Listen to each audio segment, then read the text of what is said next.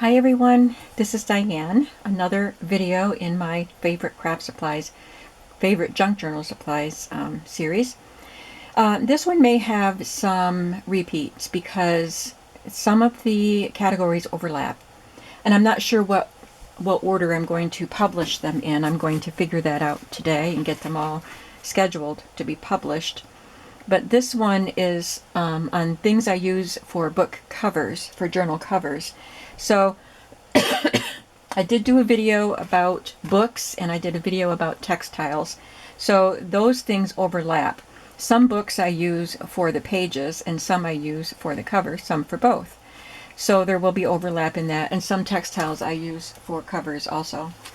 So forgive the overlap, but I do also have examples of journals that were made with some of these categories, or some of these. This is the category of covers, so some of the items that are in the category, I do have some samples. So let's just start. The first one, of course, is vintage books and new books. I use both, but I really love to use vintage books. That is probably what I use most of the time to make journals. So some examples of what I have waiting to be turned into journals is this beautiful one. And this that I just showed you, I had a pile of those, the long thin ones, and that's it's from the 80s, I think, or 90s. So it's not super vintage. Reader's Digest, the decorative ones are always nice, and I love these. They're children's readers from school, and I like the titles are perfect for a journal. It happened one day, and I know a story. And of course the little golden books. So and many more, many types of books, whatever you like. Botanical books, if you can find one with a pretty cover. Just all kinds of books, whatever you like. Here's an example of just the cover I made from that long thin one, and I just recently did a video on this, and after my vacation I'm going to make some more in different styles and get some journals made with them.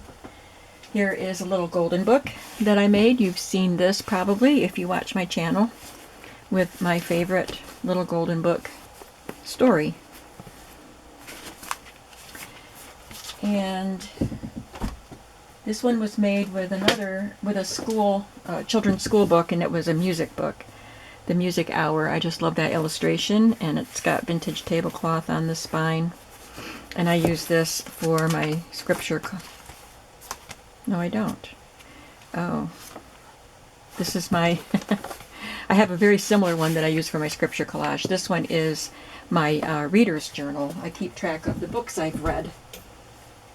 You can get books that don't have a pretty illustration on the front. This one was just a plain sage green cover, and I collaged on it and made it really fun.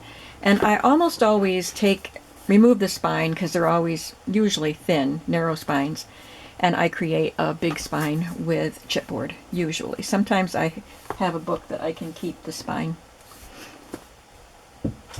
And one more I have to show you. I've got more, because this is what I make the most of. Just a book about the opera. I just thought that was so pretty, and so I actually used this journal. And there are more I could show you, but you'll see more with book covers as we look at different categories. Next one is craft and cookbooks. And I also like the vintage. Usually if it's a cookbook, I want vintage. This is the Delineator cookbook. This one I could keep the spine. And I can use the pages and cut the recipes out and make ephemera, but I could use that cover as a journal cover. And craft books, I like to use these kind of large ones, but I will make a big spine on it and turn them into a domestic arts journal or a glue book or a smash book, something big like that. And also, don't forget the little paperbacks. They often have very lovely vintage images on the front, and you could glue this, sew it, Mod Podge it to a book cover or file folder or chipboard, something cardstock, sew it to cardstock and make yourself a cute little book out of these fun recipe booklets. And I have a sample of a book I made with a cookbook, but I didn't make it into a recipe journal. I made it into a collage book. This was my Mrs. Coggs challenge. Not Mrs. Coggs, it was my Marguerite Miller challenge for 2021. I'm not doing it this year, but that was a fun book to use for that. And then my craft book, I turned this into a domestic art style journal, and it's the big long Reader's Digest. Most of the Reader's Digests that are formatted this way aren't really quite this big. This is bigger than the others, but I turned it into a sewing themed journal, kind of a domestic arts, but mostly with sewing involved, sewing and needlework. And I haven't used it yet. Oops, I've got things stacked so that I can easily access them, but I made a mess there. Okay, that was number 2. Number 3 is file folders. So I'll get these out of the way. Of course, just your regular manila file folder. You can do all kinds of things with it. Fold it up, fold it in, cut it, glue on it, put fabric on it, Mod Podge, paint it, whatever things you like to do. You can also use the green hanging file folders. There are colored file folders that you can find that it would be fun in many different colors, and printed ones. So this could make a fun folder, a journal like that. I think I got these in a Happy Mail, different Happy Mails. And that's even pretty on the inside. And it's sturdy enough to make a cute little journal. I've also found these small ones. I think maybe I got these in a Happy Mail. I'm not sure.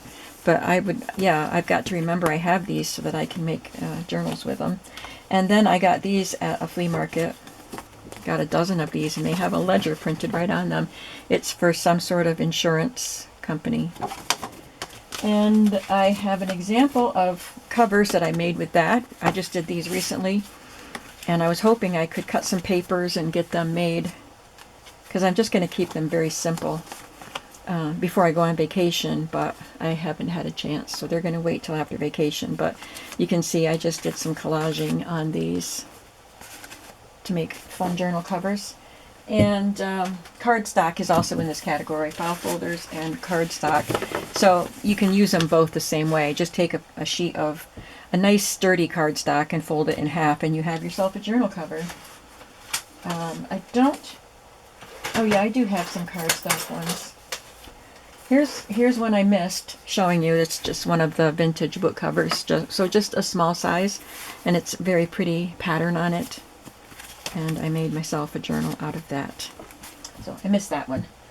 And in cardstock and file folders. So this is cardstock, and I covered it with napkin. I Mod Podge napkin to it underneath this fabric, and then layered the sheer fabric on it, and you can see the napkin under it, and put these beautiful, there you can see the napkin better, these beautiful trims on it, and I made a boho journal out of a piece of cardstock. You can use the patterned cardstock. Some of the scrapbook paper companies, their patterned cardstock is very, very heavy. This is moderate. Blue Fern Studios is really, really heavy paper, and others are heavy also. But this is sturdy enough to make a little journal that I haven't used yet. So I just did a collage on the front of it, and it is ready for me to use. That's a fun thing to do. This was not made by me, but I got it in a swap, and it was made by Una from Ireland. We had a Alice in Wonderland swap, and this is the one she made. And I don't know for sure what it's made out of, but either she cut chipboard or cardstock into this file shape, or she made it out of a file folder that she cut down. But in either case, it's either file folder or cardstock, and it is Mod Podged, and that gives it some stability. Also makes it sturdier, having just even a thin paper Mod Podged on top of it. The Mod Podge makes it heavier, and just another layer of paper makes it heavier. And some of the magazines you can get now, the expensive ones, that are really, really beautiful covers, they have a sturdy enough cover to make a journal out of. This one is Bella Grace. You cannot make and sell journals with these covers, but I made this for myself. And Daphne's Diary isn't as heavy a cover, but it is beautiful and it would work. And lastly, I just wanted to show you this fun one. This was made for, I got it tangled up. Got my charms stuck in here. A swap. I don't remember if it was on Junk Journal Junkies or if it was on Rosemary Morris's Trashy Junk Journals, I think it's called. But anyway, we were supposed to take an image from a magazine, a woman from a magazine, and do mixed media with it, and then cut it into 3 pieces, and then bind it into a book, and then you can change out the parts. And it's just really fun. I've had this for a few years now. So I made one to swap, and I made this one for myself because I was having so much fun. I wanted to make one for myself. And I have the swap pieces. So I guess we weren't supposed to bind them. We were just supposed to send the pieces. And I haven't bound them, so I need to get them out and bind them. I have them. So that's something really fun. But the point is, it was made with a cardstock cover. This is a patterned cardstock. But I saw this when I was looking for examples to show you, and I thought, I need to show that again. It's been a long time, because it's just a really fun concept. Okay, moving on. Number 4 is fabric. Textiles. So you can use just cotton fabrics, and you can apply them to, you can wrap a book cover with fabric. You can put them on chipboard or even cardstock. You can use quilted batting or interfacing to stiffen them up. You can piece them together. You can do all kinds of things with fabrics. And upholstery fabric is great because they're sturdier. I happened to get these 3. They were like on the ends of a roll. They were still on the great big heavy cardboard tubes when I bought them at the flea market. But there were just small amounts left on the tubes. But these would be fun journal covers. And of course, tapestry fabric is wonderful for journal covers. I love to use vintage sheets. Sometimes they're see-through, so I paint, if I'm covering chipboard, I paint the chipboard white and then put this on top.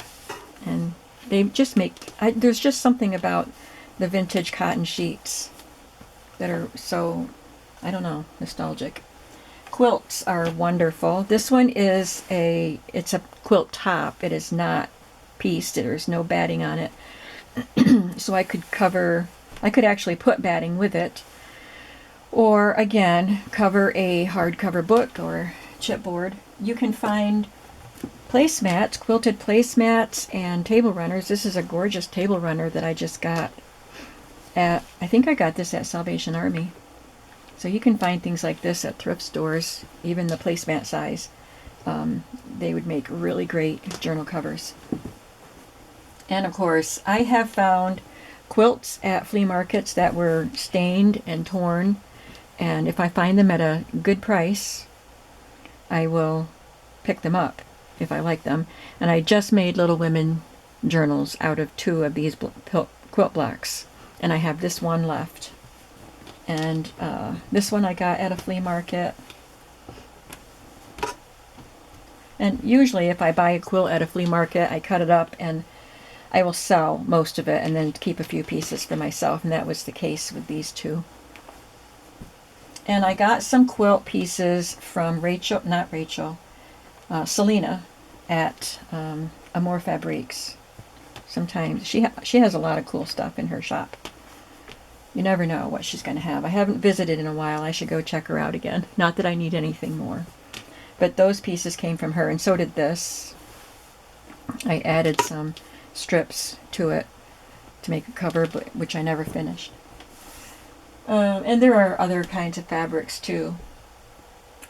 And you can watch my segment on textiles to see what other kinds of fabrics I use.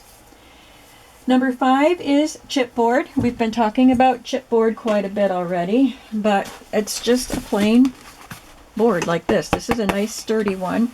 I get it from Amazon in a package like this. It's 8.5 by 11, 50-point craft chipboard sheets, 20 per pack. I can link this underneath my video if you're interested in getting this.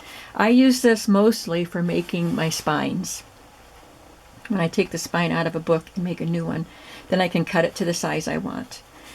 But you can also, and I have used it for, I'm so sorry, for covers. A lot of people do. I know Nick the Booksmith, she uses something heavier. Hers is more like a wood. I forgot what it's called, a pressboard wood or something like that. But you can use something like this for her technique with the texture paste and the paint fabric over it, with painted fabric over it, and make those really pretty journal covers. You can do all kinds of things with chipboard. So what do I have as an example of chipboard? Maybe I didn't bring, oh yeah, I did. This is one that I did not make. Zoe Tofeld made this one, and I bought it from her, but it's the texture paste with the painted fabric over it. And this is a really sturdy chipboard. But isn't it pretty? And some chipboards aren't that sturdy, but they still work. And this one was a swap with Christy Biggs. We did a Jane Austen swap. And so this one is more flexible than the one from Zoe, but beautiful. I love this book. So she just took chipboard and covered it with papers. This was in 2016. And put an image on the front and made it into a beautiful journal for me. Very thick spine. I don't think I have anything else for chipboard. So moving on to this category I called Fun Miscellany, because it's just miscellaneous things that I like to use. So here is my Fun Miscellany right here.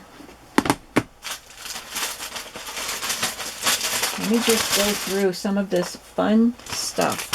So sewing cards are great fun to use. I would apply that to the front of another type of cover. You could make a journal if you had, a good size. You could just put two together with a spine and make a journal out of these. But I will show you one that I made that I have that I applied it to a cover. So some of these fun items, I consider them the journal cover, but I have applied them to a different substrate. And the same with these. Just some really fun and unique vintage cards I like to put on journals. Here's some more of the lace-up cards. I got the lace-up cards from eBay. I thought this paper doll book would be a fun journal cover.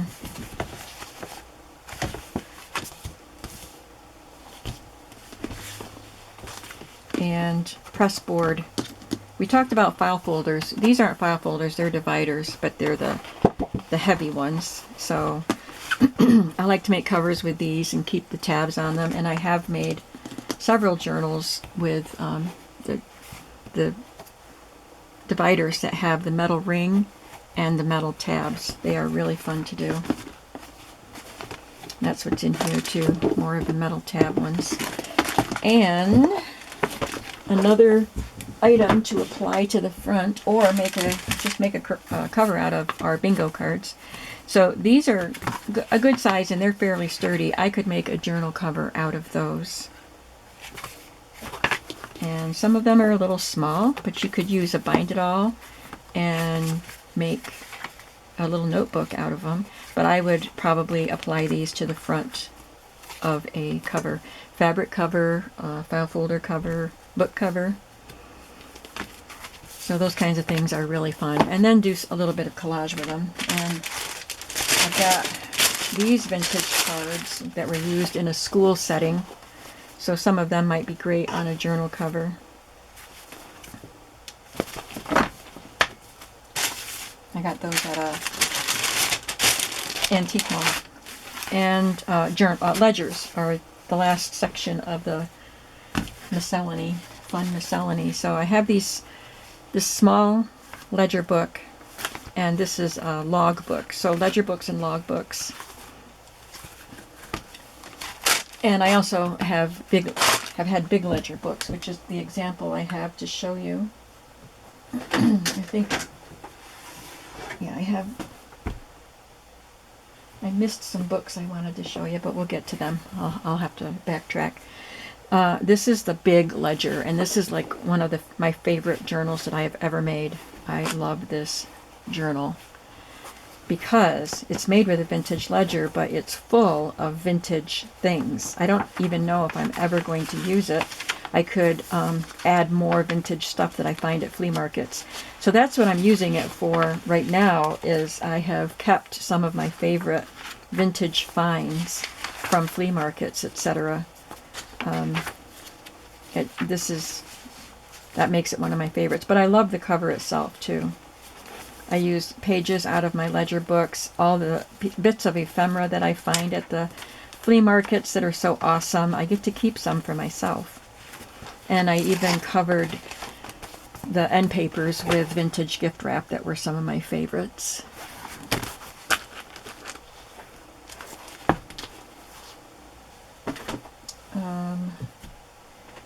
And another journal made with fun miscellany was the lace-up card journal, and I did this on fabric. I think I made 3 of them at this time, and I kept this one for myself because I liked the little house on it.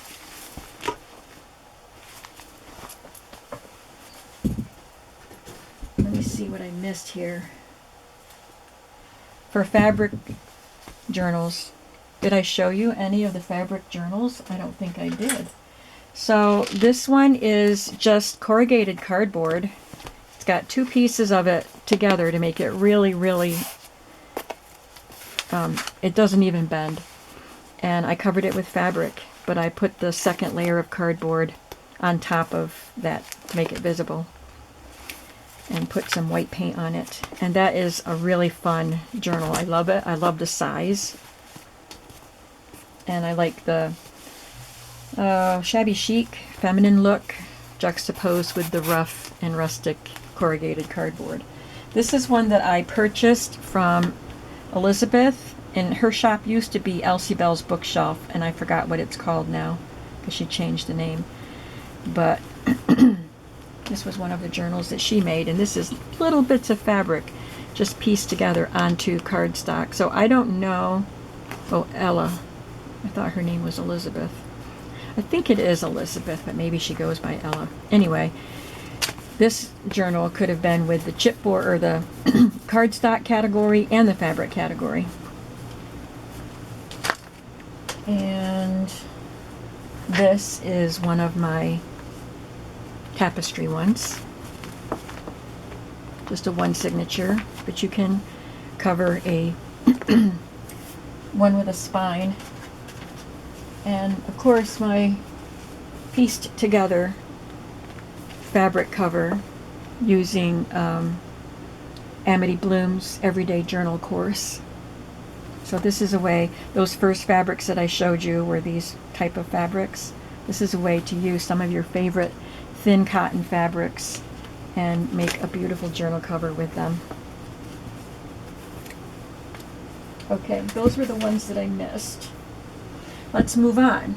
Number 7 is also one that would be applied to something sturdier, and that is sewing patterns. Particularly the vintage ones. I have a ton of sewing patterns. I tend to hoard them. So this one is damaged pretty badly. The whole bottom is gone, but that doesn't matter. Oh, that's the top.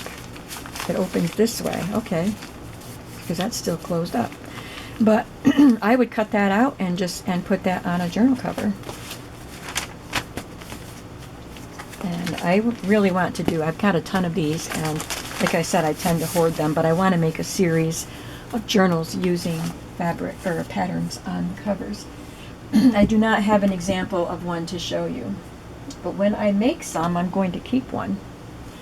Number 8 is manila envelopes, and I'm just going to broaden that to envelopes, because you can use any kind of envelope to make a journal. So this is the manila envelope.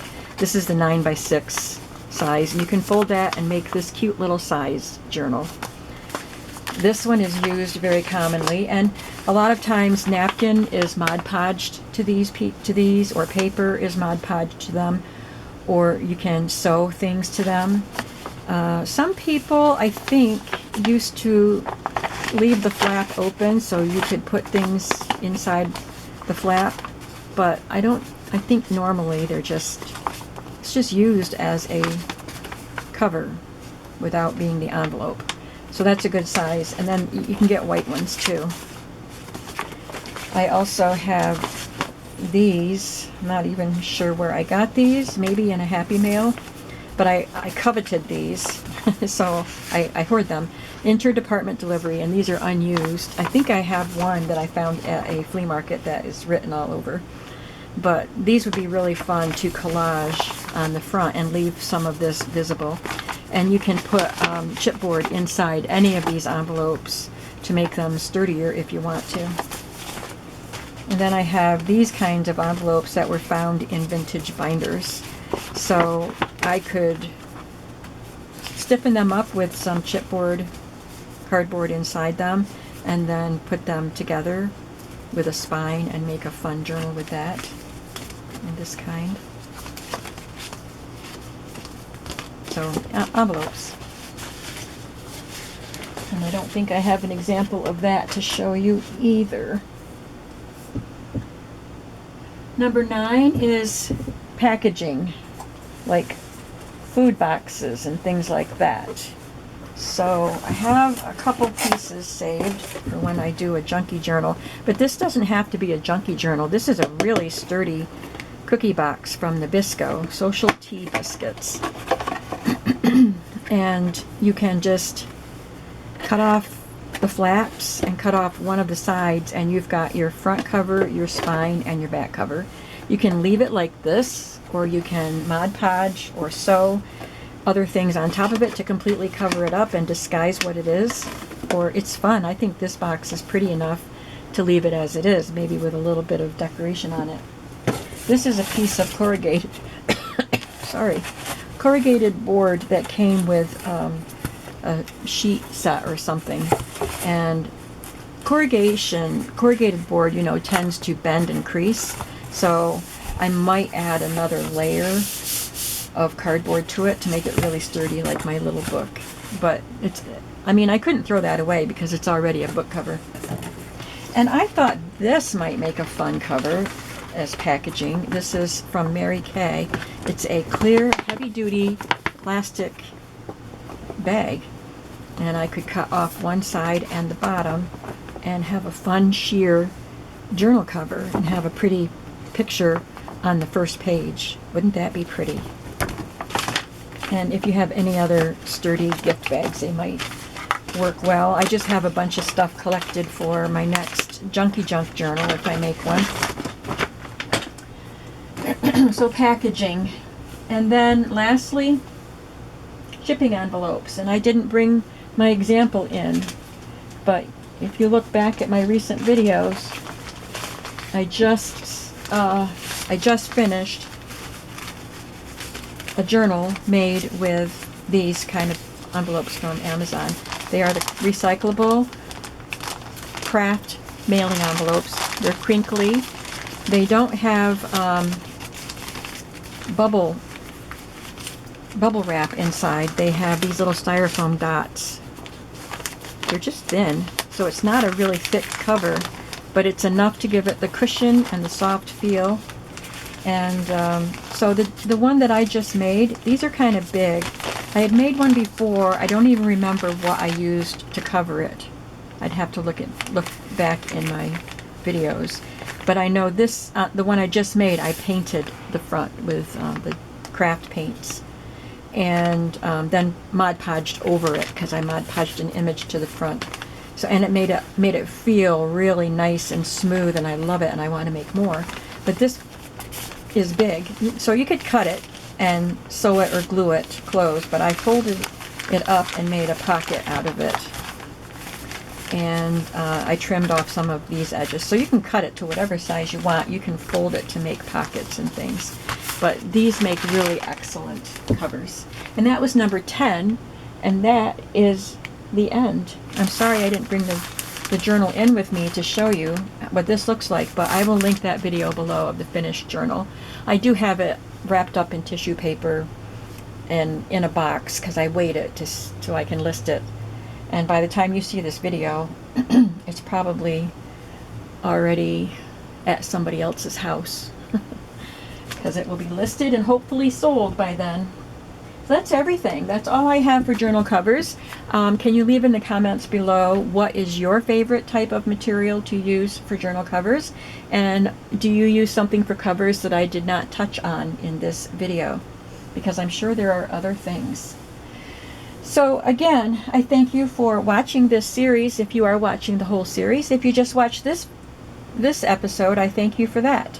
And I hope that you will give some of these journal cover techniques a try and let me know how you make out. Thank you so much, and I hope you're having a creative day today, and I will see you in the next video. Bye-bye.